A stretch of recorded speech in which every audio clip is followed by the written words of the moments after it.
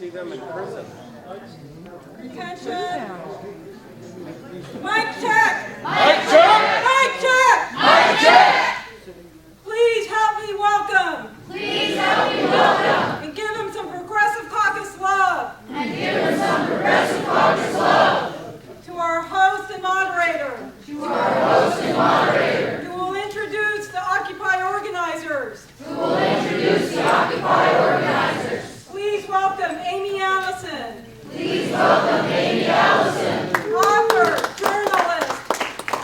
Author, journalist. Executive Director of Roots Action. Executive Director of Roots Action. And a comrade in arms. And a comrade in arms.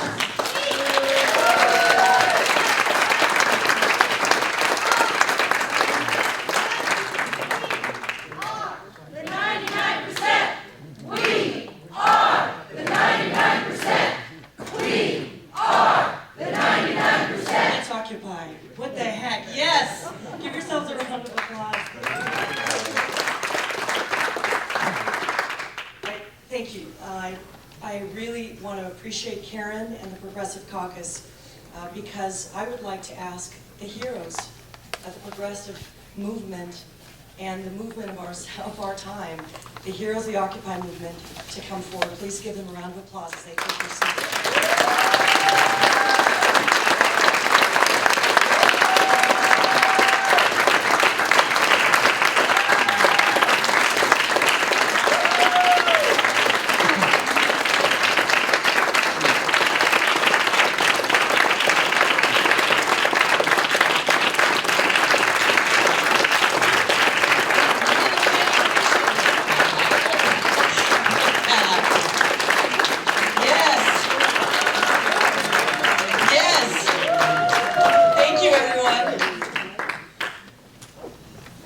This is an historic moment and an historic time for us. As far as we know, this is the first time that Occupy movements from all over the state of California have come together like this. We have the Progressive Caucus to thank for providing us a forum to do that.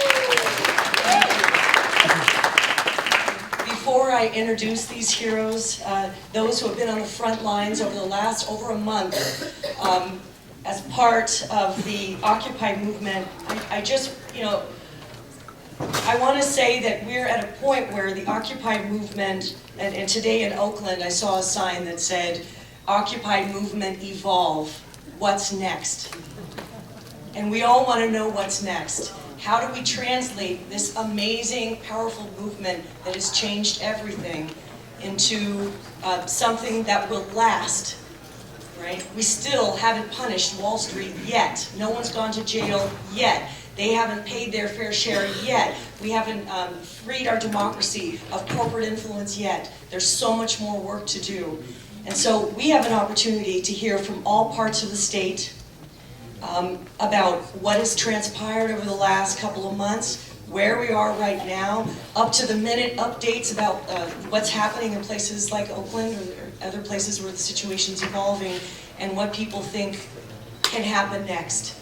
And it's an open conversation for us all to have. So here's what we're going to do.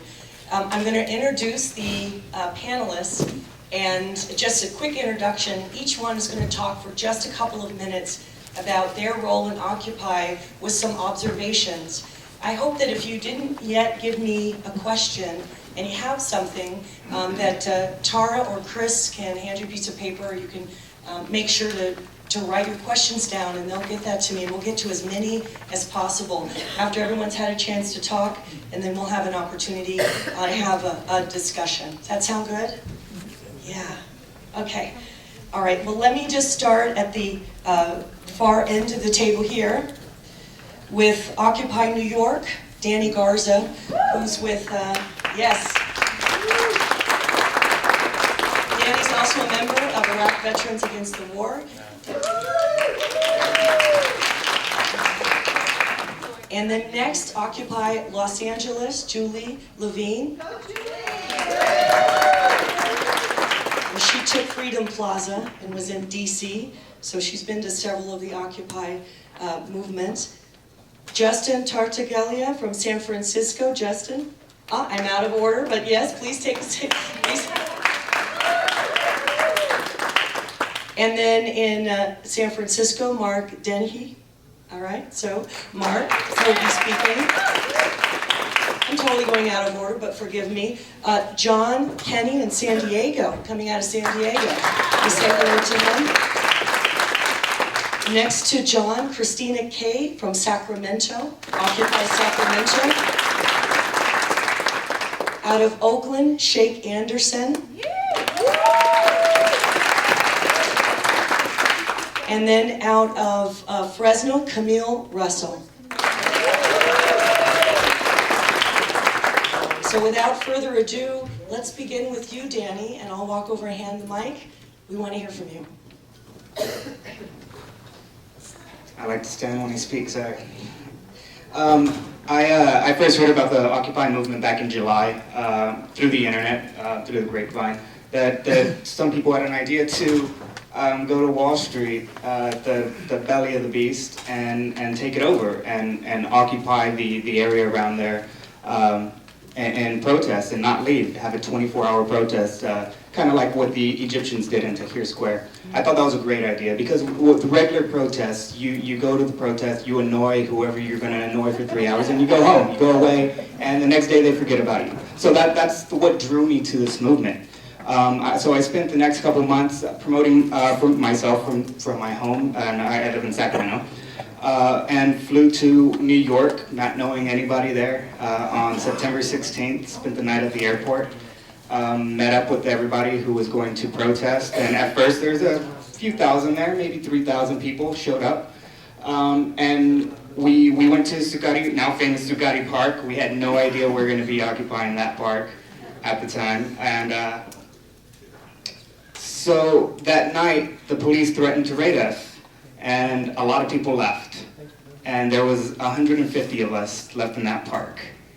And we stayed. I went with the mentality, I went to New York with the expectation of getting arrested. I felt it as an expectation. I prepared everything at home, and they didn't arrest us. They came out with riot gear, but they went away. They figured we would go away too, but we didn't.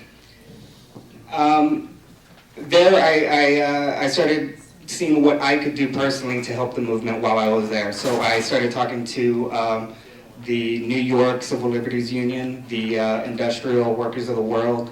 I looked to the stars, a bunch of different organizations, including I got in contact with Professor Noam Chomsky. I was updating him on the events. He sent us a message of solidarity, which I read to our General Assembly. And once we were organized there, it took about a week to do. We were very disorganized at first. But once we got organized, things started running smoothly, and we started really making an impact, and the media really started paying attention. And once we started getting that first media attention from it was actually police brutality, when they were beating us in Union Square, that really sparked off the nation when everybody saw everything happening.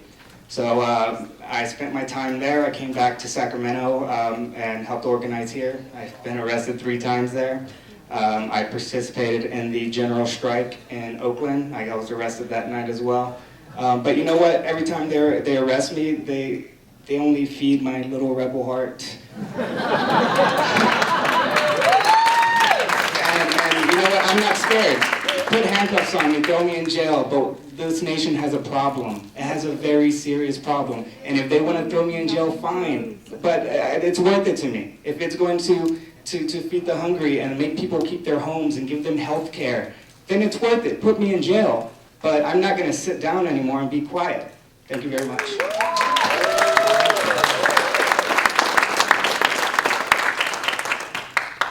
Hi, I'm Julie Levine, and I feel in solidarity with my comrades here and with all of you.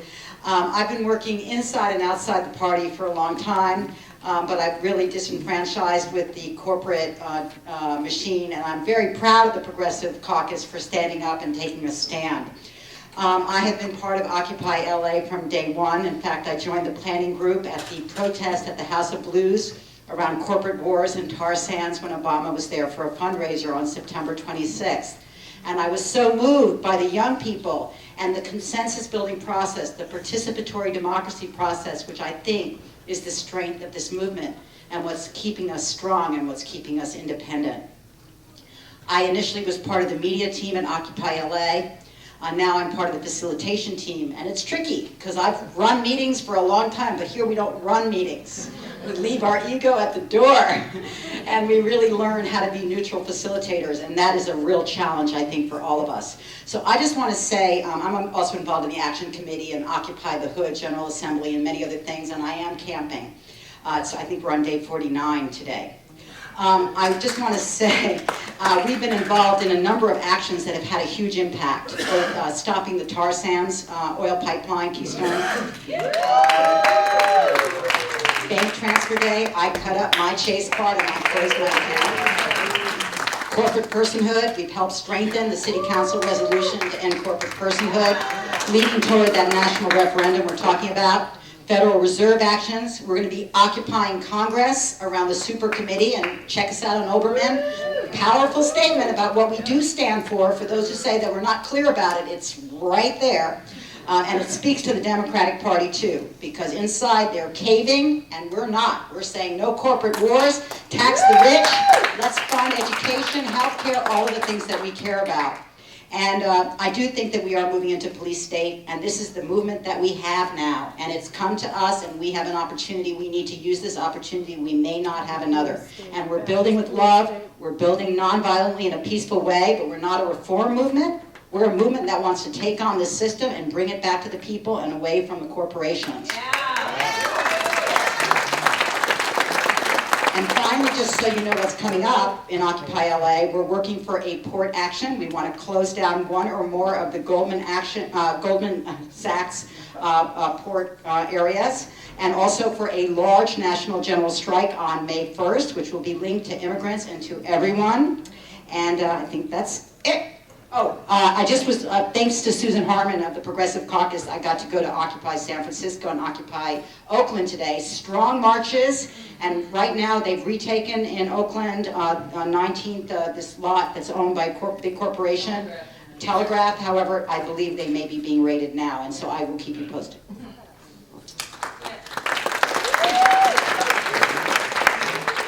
Tough to follow. A couple of good acts here. Okay.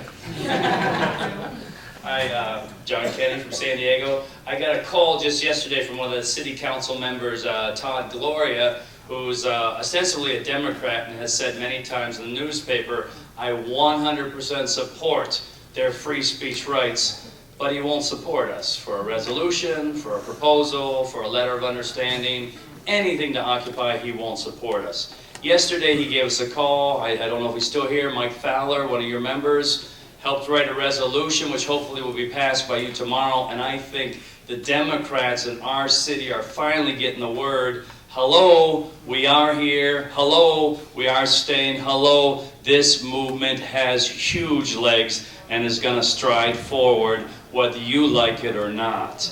And he gave me a call yesterday morning on my way up to here. Me too, I've occupied since October 5th in San Francisco, actually, and I left 2 hours before you got your first raid there. And then we started our encampment on the 7th. We've been blown out 3 times. I can't really add that much more to what has already been said. I've been assaulted 4 times. I was maced as well. The first guy who was maced by us was saying, we are peaceful protesters. Psh, all over the face. It didn't really matter much at all. We have made a difference. You know Mississippi, where if you get drunk and you look at a waitress and she has a tickle in her eye, boom, that's life already. Well, they repealed that, just as they have Darth Vader Kasich, I believe his name is. The governor there in Ohio had some of the most fascist labor laws that have come out of America in a long time, and that has been swept away. $14.5 billion has been transferred in the last 6 weeks. 14.5 from various corporate interests into small business owners, including the credit union bank transfer. So we are moving things forward. We're very happy about what we're doing. We have a lot more to go. In in order to try to get the city council to support us. I'm on the 12th day of my hunger strike, so I rather wouldn't have stood, but that's all right. I'll pass on the mic and move on from there.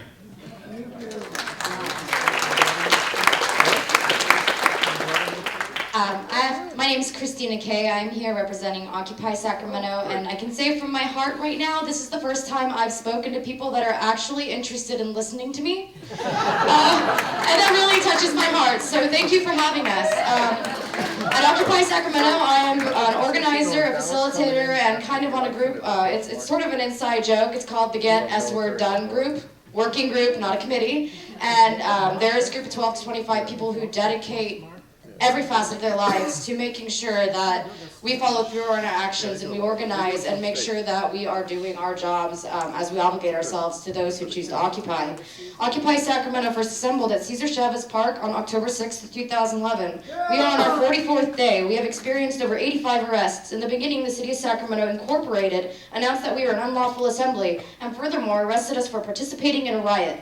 All occupiers in Cesar Chavez Park were documented via citizens media to be peacefully sitting while waiting to be arrested. A few weeks later, a press release from the DA announced they would no longer be pressing charges against the occupiers in Sacramento. It was stated in the press release that Occupy Sacramento was in fact not an unlawful assembly. The city of Sacramento Incorporated continues to selectively enforce discretionary ordinances that do not reflect the rights to free speech. We only later learned that Cesar Chavez Park had actually been leased out to the Downtown Partnership, making it not a public park. The blame continues to shift between City Council, the Partnership, and Sac PD. We are still not clear on why we were unable to occupy. Occupy Sacramento represents a group of mothers, fathers, children, students, professionals, the disabled, and the homeless. We have formed committees and work groups which help us facilitate actions and organization of Occupy Sac.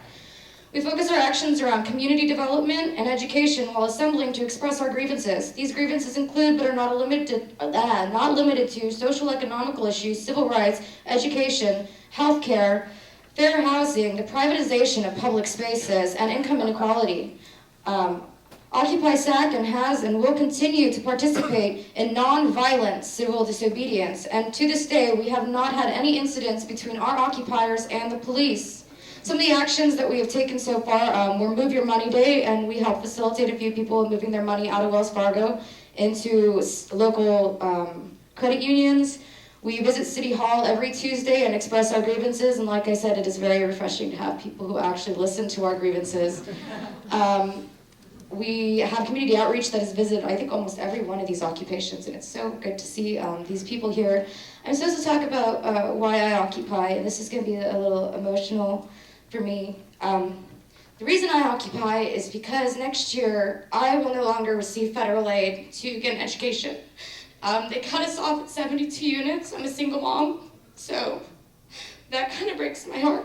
I occupy for my parents, who have worked combined 35 years. My dad has been at San Juan Unified School District for 25 years, my mom at Kaiser for 15 years, and they signed a mortgage and they can only now afford to pay the interest on their mortgage and risk losing their home.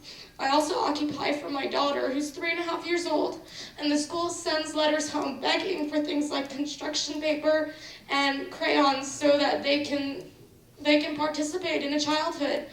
And they've had cuts to the cafeteria, so they no longer have a nutritionalist, and they cut their space in half. And that's why I'm here occupying, and that is why I'm not leaving, and that is why I will fight this government every single day to make sure that the people get their needs met at this point. I'm sorry, that was a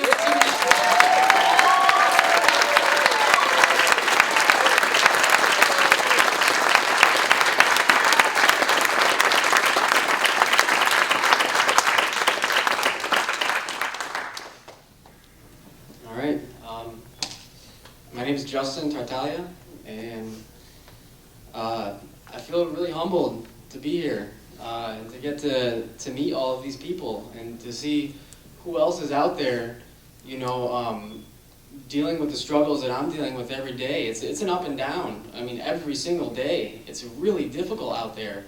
And there's days when we get a lot of support, and then there's days where sometimes it feels like it's just raining on your head and nobody cares. And, you know, you're being heckled by the police, you're being heckled by people who just don't care about anybody but themselves, and they haven't quite developed a consciousness above what I think is what I learned at about 5 years old. And I'm learning, every step of the way. I'm not, when I left Portland to come down here a couple weeks ago, I wasn't an organizer, I wasn't a leader. Honestly, I was afraid to speak out loud, I was too scared of what might come out of my mouth because I had a lot of anger, because nobody wanted to hear it. And from meeting the dynamic group of people that are at the Occupy camp, and I mean, it is the most dynamic group of people I have ever come in contact with, from every single type of background, class, people who've been living on the streets for I don't even know how long, and so people who have mental health issues, and somebody to walk by and pretend like you don't see, that's my family, and we take care of each other. And it says a lot. The media comes in every single day, and I go and I tap them on the shoulder and I say, please show somebody else, okay, aside from the person who maybe is suffering from some sort of trauma, and all you can do is exploit it to just continue on, to continue the system on. And it's frustrating, and it raises a lot of questions, and I think they're missing the point when they do that, because we didn't invent those people, and we didn't create them, and they're not from this Occupy group. Those are members of your society, and you're not taking care of them. And that's kind of what it says to me. And it's taught me a lot, and it's taught me to basically see through all of this, and this. It doesn't matter, in all honesty. One of the first people I met was a kid, and I asked him what his name was, and he says, his name was Zero, he said. And I'm like, why is your name Zero? And he goes, because people judge you on a name. It doesn't matter. And it's kind of like, since I've been there, I look at all these people, and these are my family too. When we talk about love, we really mean it. I didn't know what that meant, until I was there. And it's healing. It's therapeutic for all of us. And I wish that the rest of society could stop feeling so isolated behind your computers and your television and your hate news and your hate radio and all the fear tactics that are being pumped into our brains. And we can see what's really going on. You just got to turn it off, honestly, and you got to talk to people.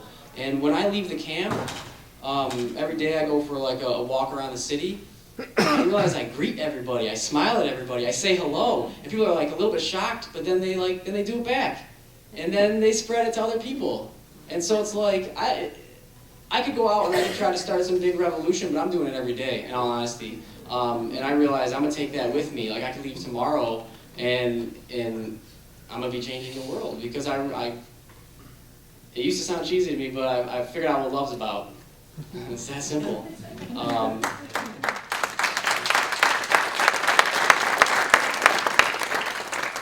And I'll just say one other side note to that.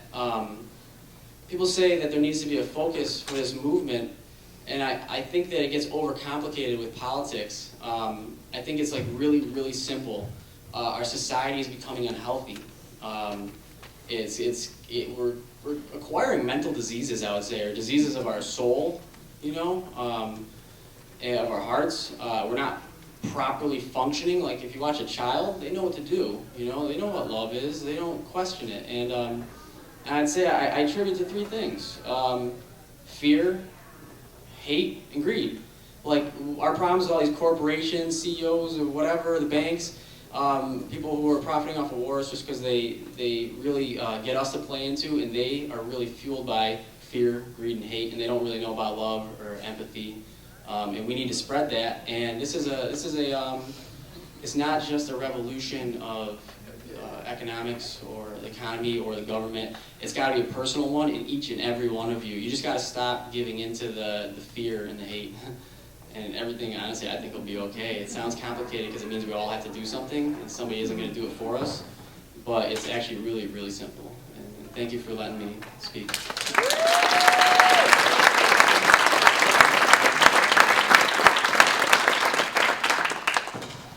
My name is Mark Dennehy. I've been occupying physically for a little over a month at the camp. I currently go to 3 classes, getting ready to try to get into a master's, and I work full-time. I decided to live down there because after coming down time and again, after being at all the marches, I knew that the only way that the interests in our society will listen to us is if we physically stand our ground and don't leave. I live in a city which is one of the richest on the planet. And every day I walk over people. Every day there are people with serious physical and mental health issues that I have to walk over. Is that what we want to be? I hear all the time, I read all the time, that we don't have the money to take care of the sick. We don't have money to feed the hungry. And that's just not true. The truth is, we're a rich society and we just have lost our moral focus.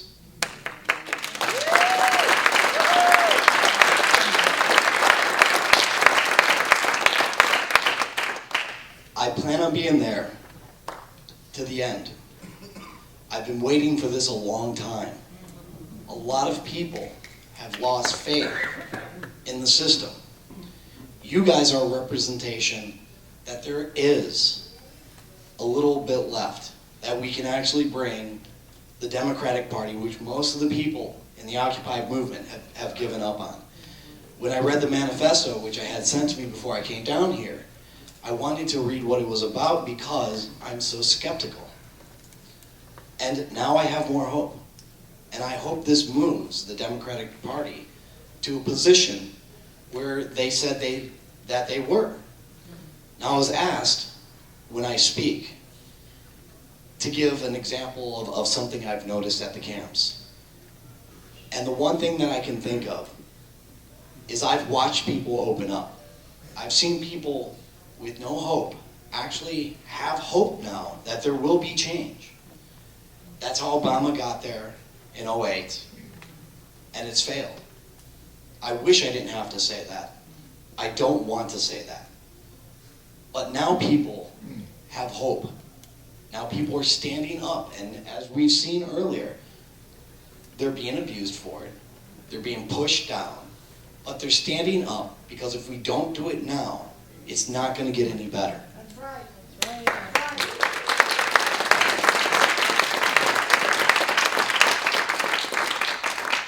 We need all your support. Thank you. You're right.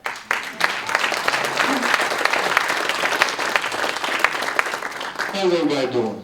Everybody good? I'm very happy to be here because it was a surprise to be asked here. I'm from Oakland, California. I'm from Oakland, Occupy Oakland. I've been there from the first day. I'm a resident of Oakland. My family has been here since 1942.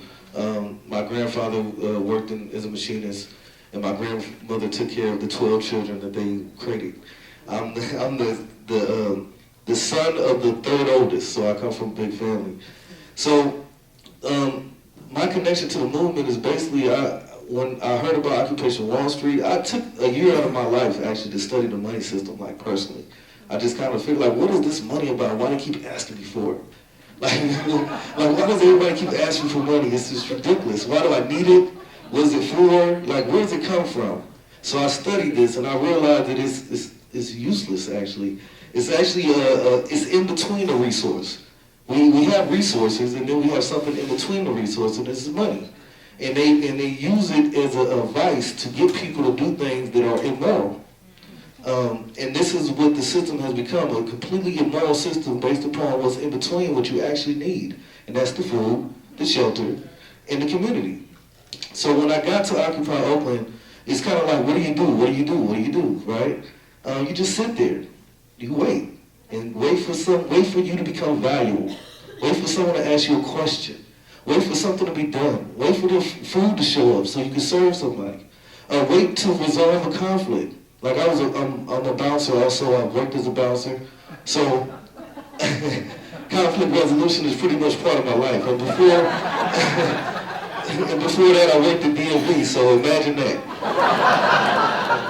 So I've been resolving conflicts one way or the other for the last 5 years. So when people talk about people that are the concept of homeless, I don't believe in that because I think we're all on earth.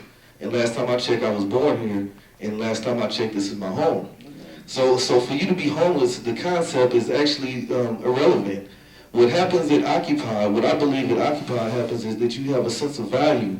You come there, and you might even be mentally ill, but if I don't have a home, meaning it's a safe place to stay, and I don't have food in my stomach, I'm mentally ill. Understand that. Like, I'm mentally ill at this point. In order to come over my mental illness, I need food and shelter. So that person instantly becomes valuable because now they have food and shelter. And from that food and shelter, they can continue to be valuable to society.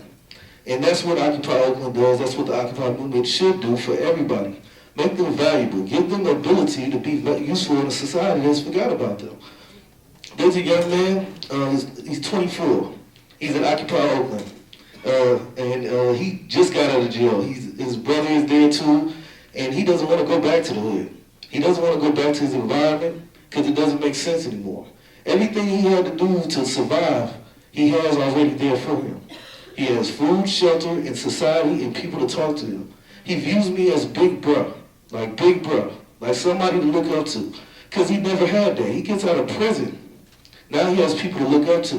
Now there's a reason not to do the crimes that you normally do. And he has a reason to tell his little brother not to do those crimes. And his little brother has a reason to tell his friends not to do those crimes. So when people say, what are you doing? We're changing the world. It's not complicated. But when you become a politician, everything becomes complicated. So my overall observations or why I Occupy is simply to create a resource-based economy. Something that some people are afraid of, but it's something that's completely useful. Meaning, instead of worrying about the money or redistributing wealth, why don't we catalog our resources and even distribute them throughout the world? No one needs to be hungry in a society where all the food. No one needs to not have a home when we have plenty of resources to build homes or places that aren't even being used. So on the ground level, as a person that's been in a camp, all I have to say is, if we don't come together and continue this movement, we will be what they label some people are, mentally ill and homeless. We all will be that, one way or the other. Thank you.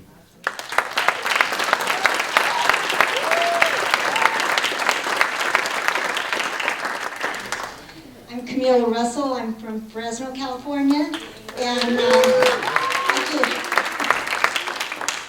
member of the Progressive Caucus and proud to be one for sure. I got active in the Democratic Party because of the Progressive Caucus.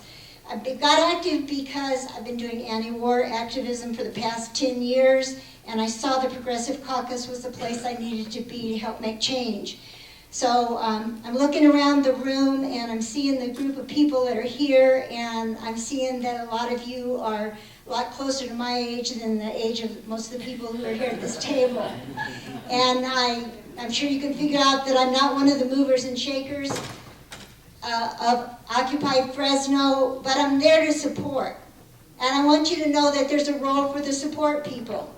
Because those of us who are part of an organized group have so many skills and so many opportunities to help support the Occupy people.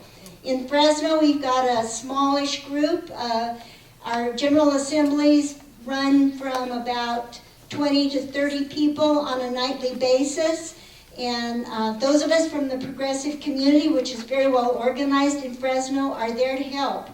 And we're there to support, and we give food, and we come to the General Assemblies. And there are some of us who've gotten arrested right alongside our younger brothers and sisters.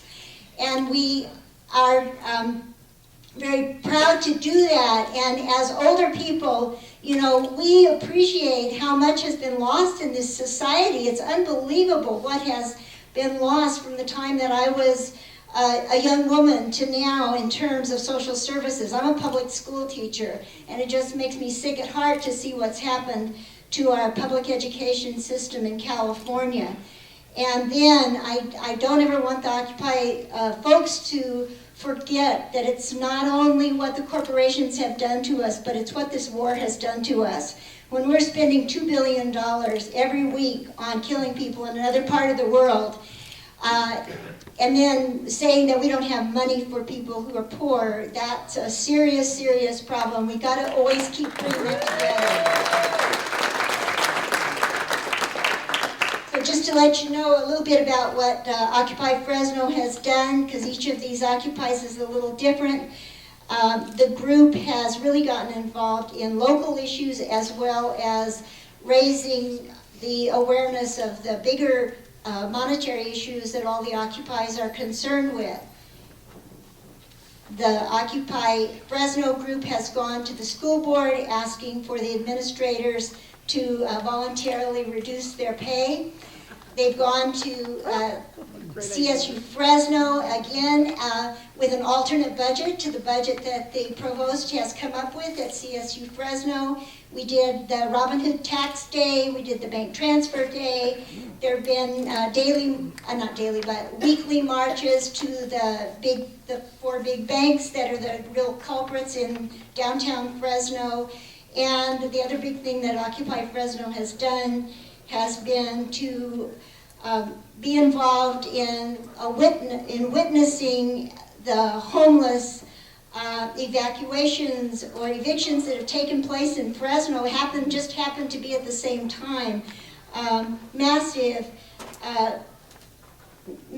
removal of people from the Fresno homeless camps. So that's what's happening in Fresno.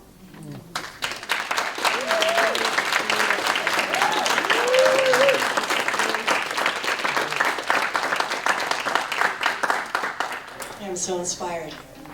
Do you feel inspired? Yeah. I'm feeling it. And I have questions. So I'm going to ask questions. There are 3 mics on this table. And for every question, if a couple people can chime in, I'll try to ask them briefly, and then we'll try to be as succinct as possible to get through as many as possible. We have really good ones. If you have a burning one, Tara or Chris will take your questions. Here's the first one. What will Occupy 2.0 look like?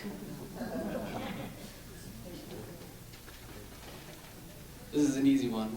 It's going to look like all of you. And it's going to look like all of you getting together with your friends and then bringing them together with all your friends and people that believe in what we're doing.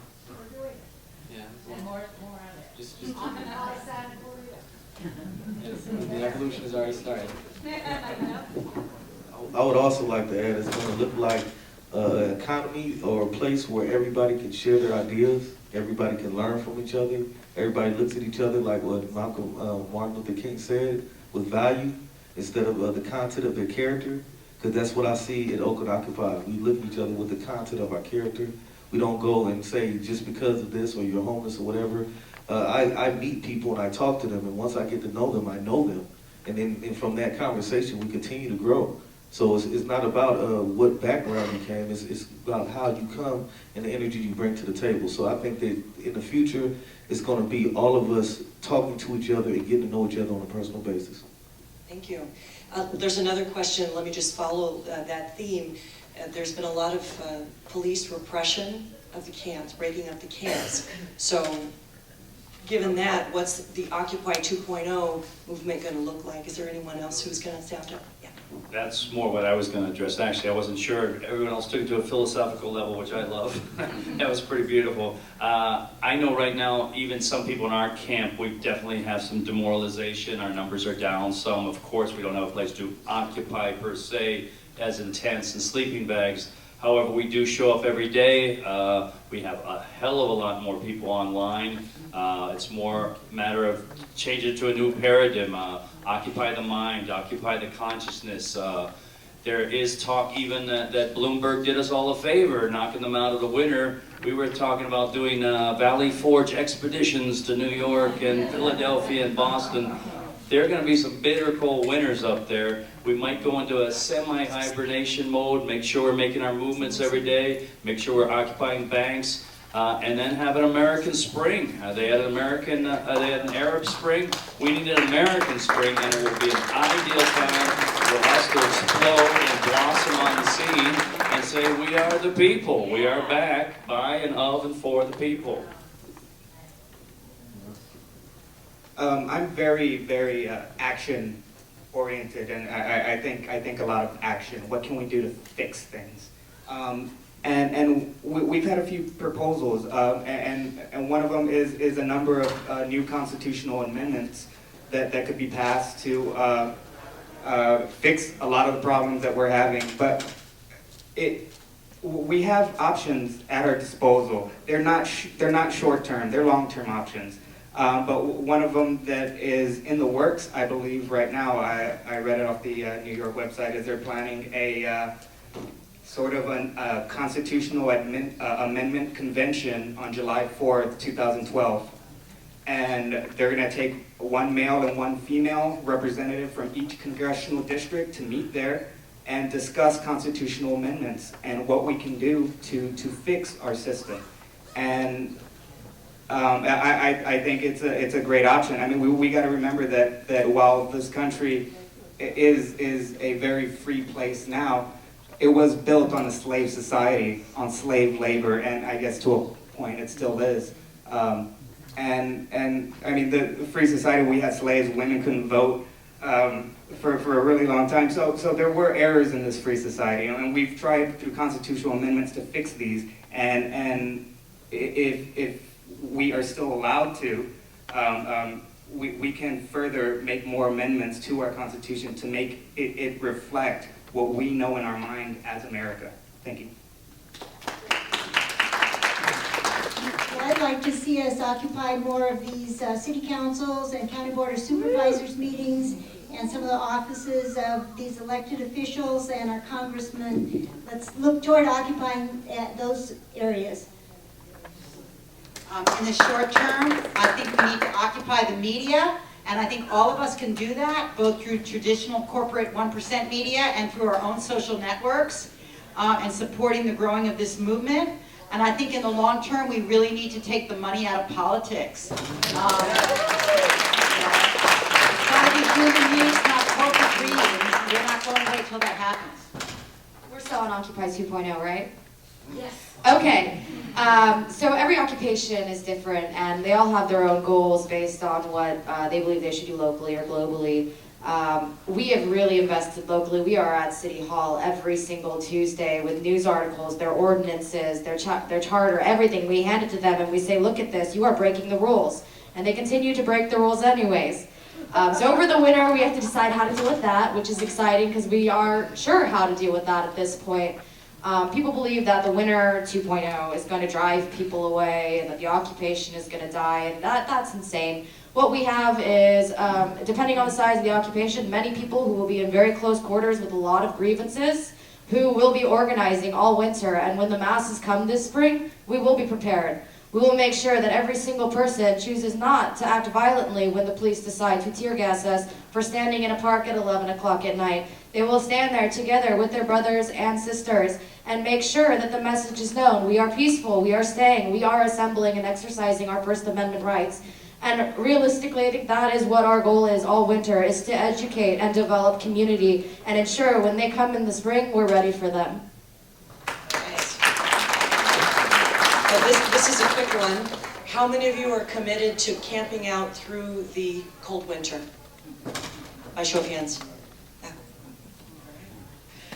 Okay, I've got several just like this, so I'm grouping them together. What can we do as a party to assist and support this movement most effectively going forward without trying to co-opt it? And I don't know, I haven't heard from you. Yeah, I haven't heard.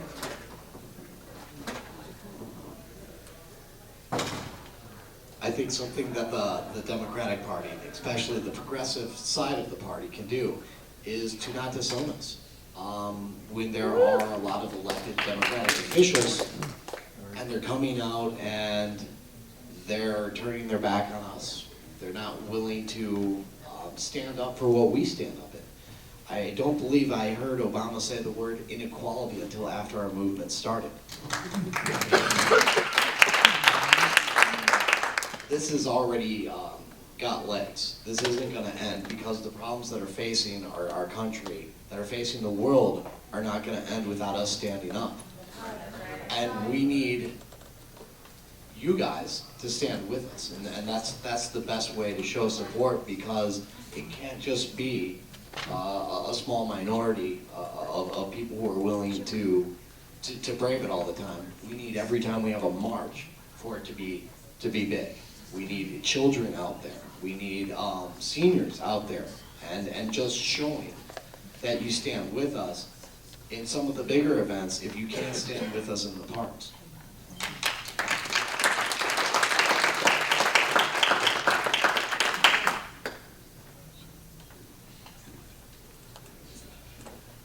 There's a lot of things that can be done to help Occupy.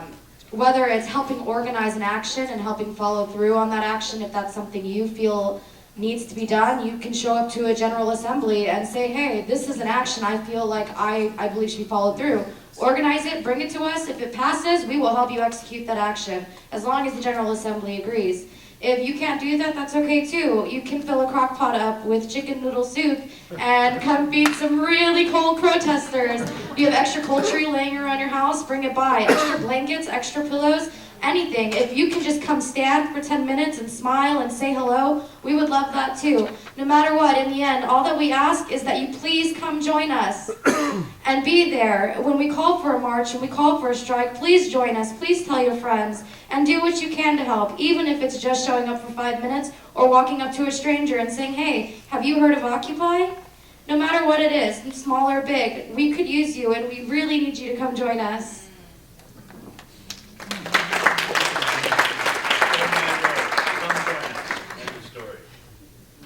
Is this one working? Yeah. Okay, so we've got the lists, we've got the contacts.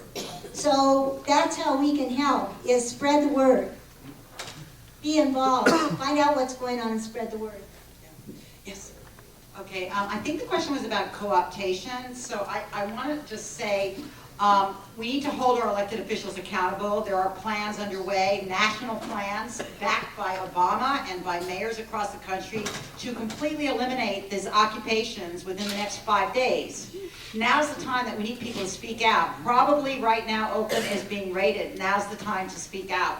I think that the Progressive Caucus, and I know people are divided here in the Democratic Party, but has done something very brave in standing up to President Obama and saying, it's time you stand up for Main Street, not Wall Street. You need to keep doing that, otherwise it's not going to change. I would like to say that it's not the time anymore to sit on the fence. The truth is that we knock down fences that occupy Oakland, and we occupy the space. So what I'm saying is, if you're on the teeter and you think that we don't want to see where this is going to go, it's going to go with the people. Wherever the people are going, the Occupy movement is going. It's not about any group or section. It's about the betterment of everybody, because everybody's at those camps. There's nobody that isn't there. When we talk about demographics, we're talking about every race, creed, color, economic stature, education level. From the smartest person that you could ever find to a person that is smart in their own way. Everybody's there. So if you want to, if it's not about saying what side should I be on. The only side there is the people, or the people that oppress the people.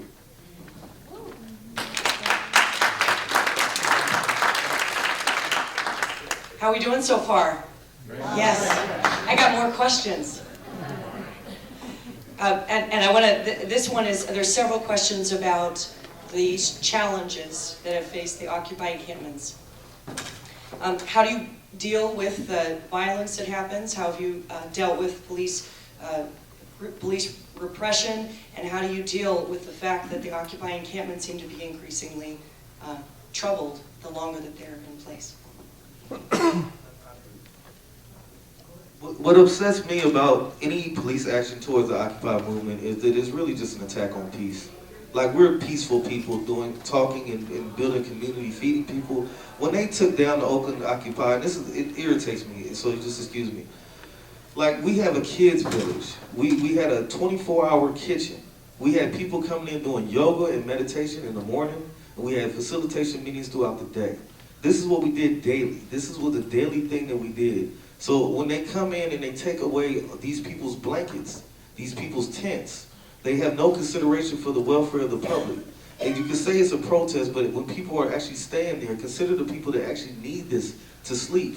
People that they actually need this. When you take down this camp, they're hungry the next day. And they might not be able to go to a shelter. They might not feel comfortable at a shelter because the shelters comes like the prison industrial complex. It's very much close to being in prison. It actually prepared you for prison. So this is something that allows people to feel valuable, and when you take away their value, then they have to go back to the same standard of living they had before, and that's where crime comes. That's where people rob people because they're hungry. People rob people because they don't have a place to stay. It's not always because somebody's just criminal-minded and just does it for fun. Those are sick people, and that's called mental illness. All these things are addressed when you have food in your stomach and you have a place to stay. So if we provide that, it's no need to attack peace, and that's what I see. When the government, when the state coordinates to attack a camp, they're actually attacking peace. So that's my point of view, And I hope that we understand that in a peaceful movement, no one needs to be hurt and nothing needs to be stopped. We need to continue this so people can feed each other and have a community.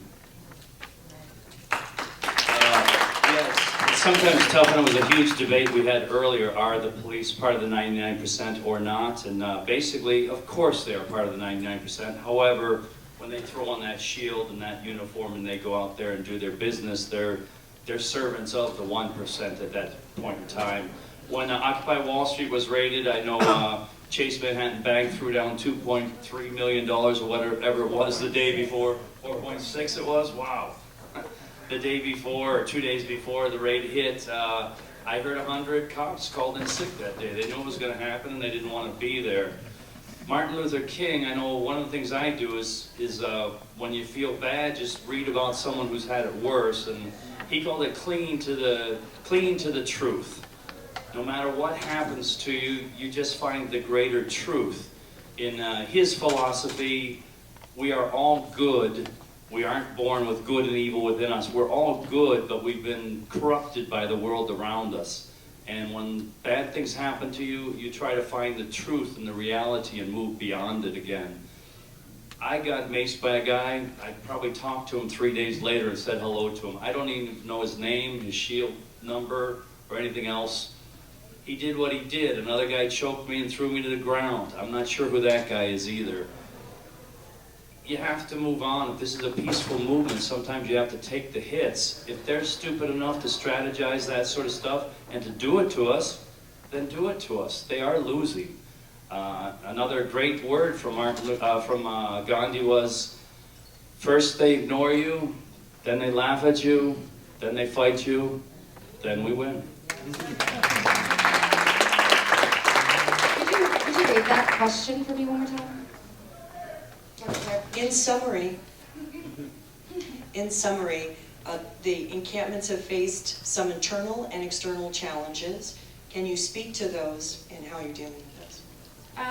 So our biggest challenge is dealing with the Sacramento PD Incorporated, who selectively enforces discretionary ordinances. By discretionary ordinances, I mean, for instance, 2 days ago, outside of a theater within the Sacramento district, there were tents lined up around the block for people waiting to see Twilight.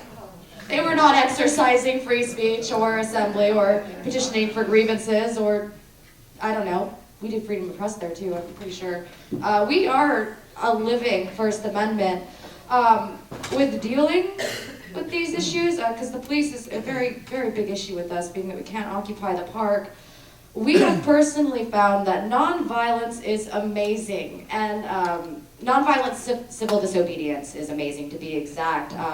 It has become a joke that we are sitting there, waiting for them to arrest us. We are literally just saying, hi, we're here, we're gonna stay in the park, okay, you can arrest me, but I'm gonna sing at you while you do it. And that's really the best we can do. If we have people like yourselves who understand the law well and understand how to change the law and how to make them listen to us, it would help us so much. We really, really need you. And once again, like I said during my last question, please join us. We need you. The movement needs you.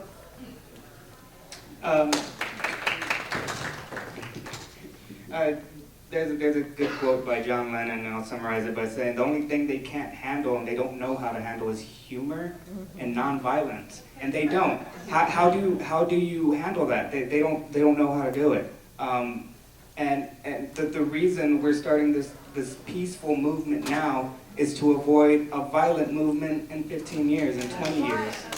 I mean, the disparity between the rich and the poor keeps growing and growing and growing. And what happens in 20 years when it's extremely poor and extremely rich, and there is no more middle class?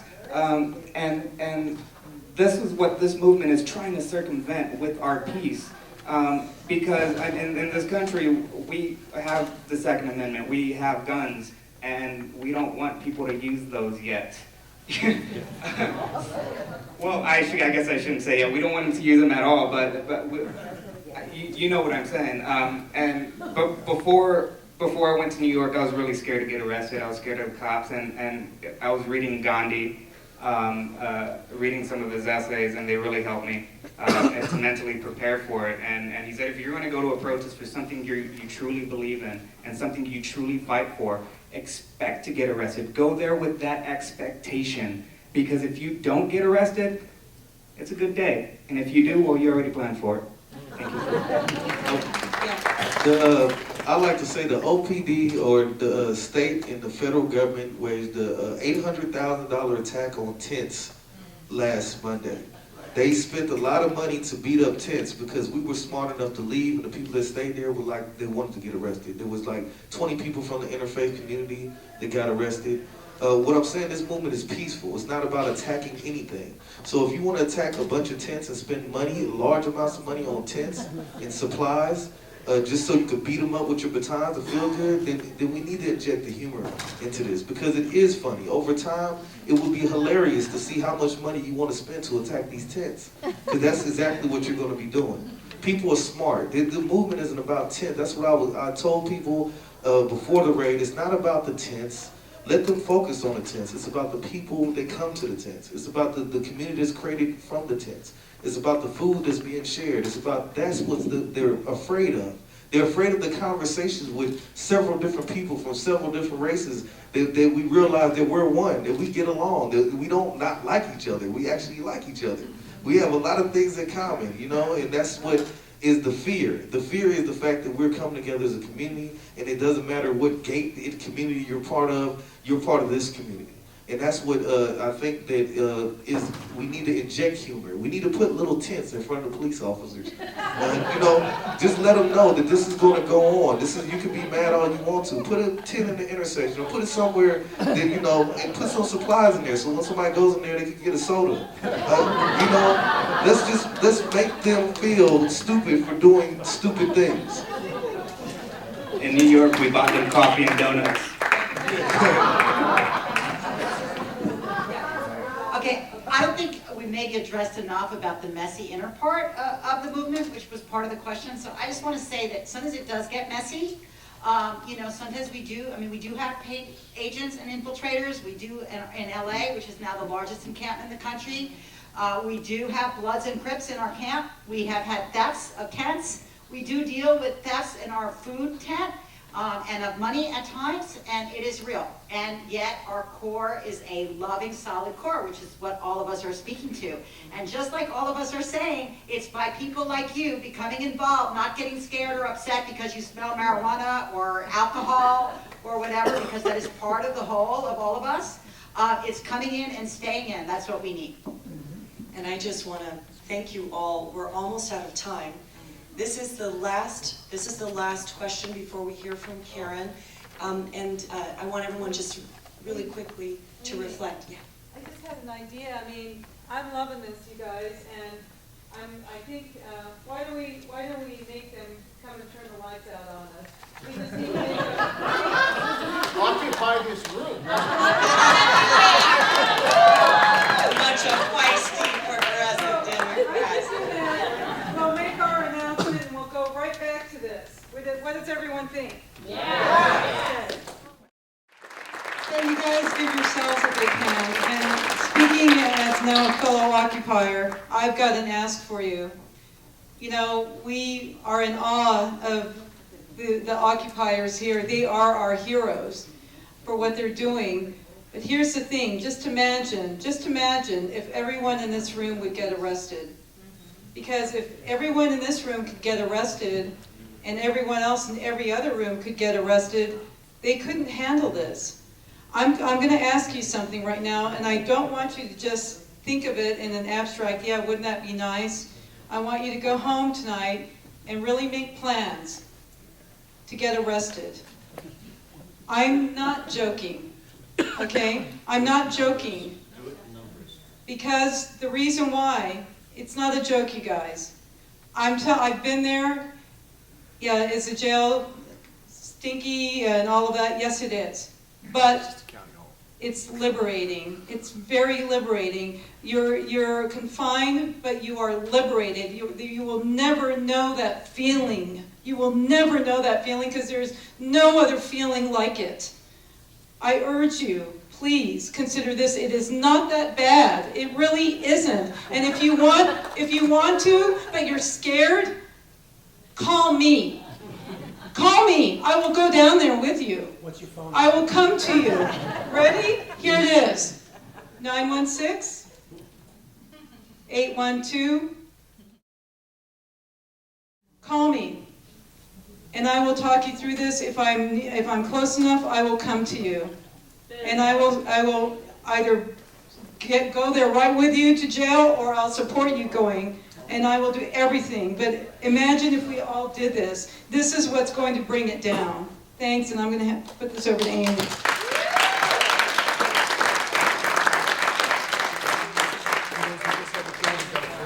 I just think this is a good opportunity before people get too tired and go, just to hear a closing brief observation or comment.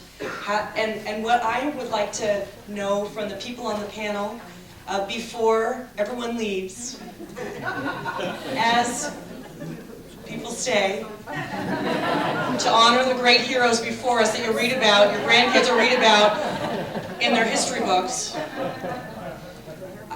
This is the first time that statewide Occupy movements are at the same table, sharing their observations in the middle of this movement. What does it mean for you to be sitting at the table? And what are your just last thoughts as we wrap up the night? Let's begin. I think it's all about power, and I think it's all about unity, and I'm very happy to be with these other folks. I feel that this is about love and respect, and I think that humanity is starting to understand that if we have love and respect, then we have everything. It's not about money at all. It's not about power. It's about love and respect, and that's why we're here. That's why I'm here. Yeah. I'm happy to be here because it's showing me that this is getting through. This isn't going to end. This will only grow and have more opportunities. And another comment. It's amazing that we actually have to contemplate going to jail for some ideas that we stand for. We have to think about going to jail because we want children to have health care, that we want to have homeless people off the streets. I mean, is this what America is for? And I recommend to you people in the Democratic Party and your caucus, if they boot out your caucus, maybe you shouldn't be Democrats.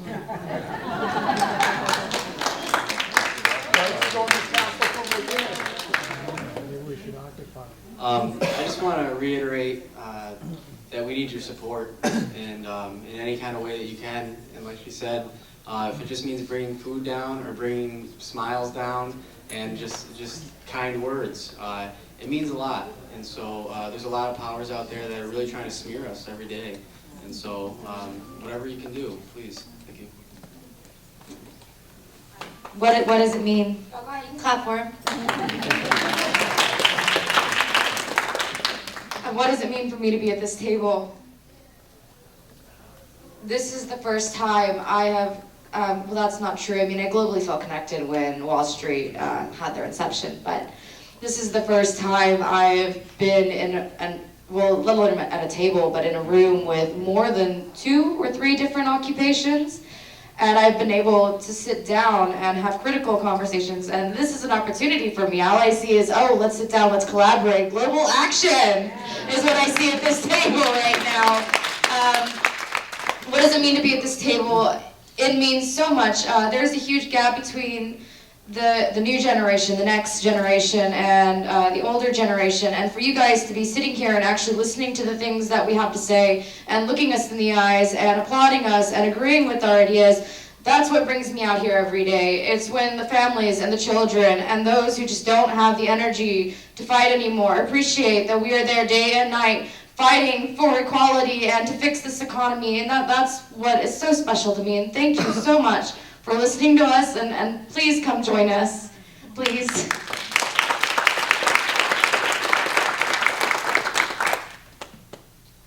Not much different to say on any of that. Thank you so much. Right now, you make me feel in a different way as proud as I have felt going down with my brothers and sisters when we've been arrested, when we've been maced, when we've been thrown to the ground for no particular reason. You really made us feel really good today. At least you made me feel wonderful. And great to be here with this whole crew who I'd never met before 2 hours ago, and now I already feel like I'm their friends as well.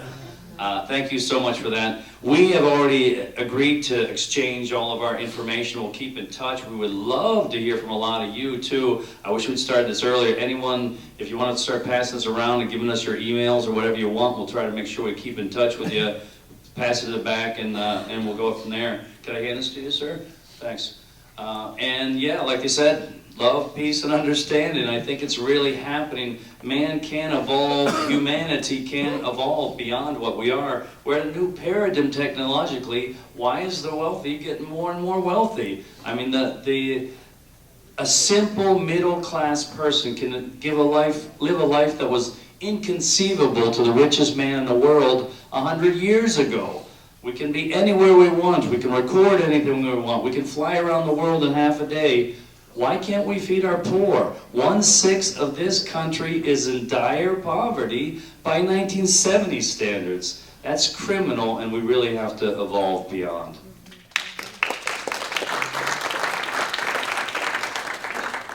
It's because of your caucus and your leadership and people like you that strategically I remain a part of the Democratic Party. I think it's an opportunity to us to move beyond liberalism, beyond NIMBY, not in our backyard, right? I own a home. I don't have to be camping. I choose to be camping because I want to make that commitment. I want to be a role model for all of us. And it's been transformative for me. This is a time we can get our hands dirty. This is a time when we can learn from people we really never thought we could learn from. And I'm doing it every day, and I hope that you will join us.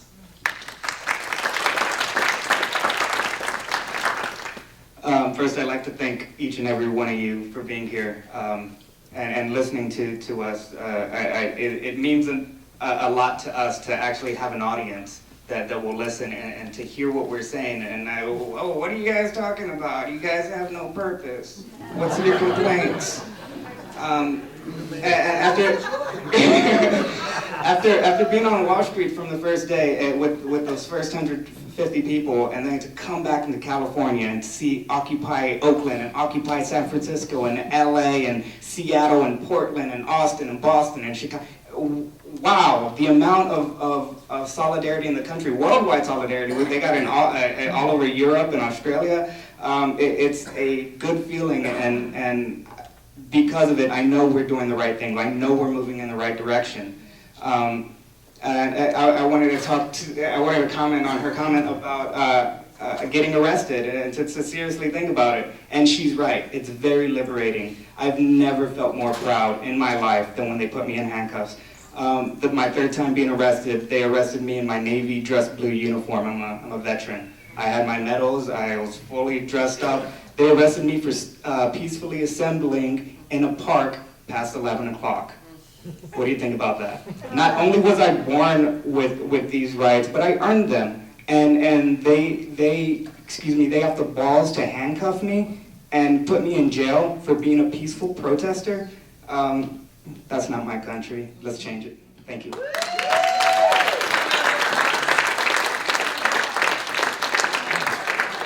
Just a final round of applause. applause for these amazing heroes of our movement. They're amazing.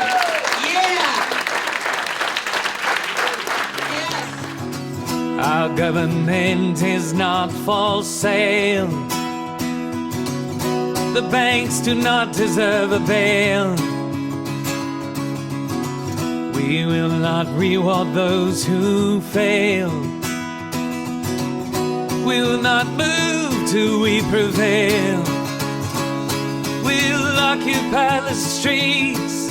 We'll occupy the courts. We'll occupy the offices of you till you do the bidding of the many, not the few. We'll occupy the streets. We'll occupy the courts. We'll occupy the offices of you till you do the bidding of the many, not the few. We are the many. You are the few.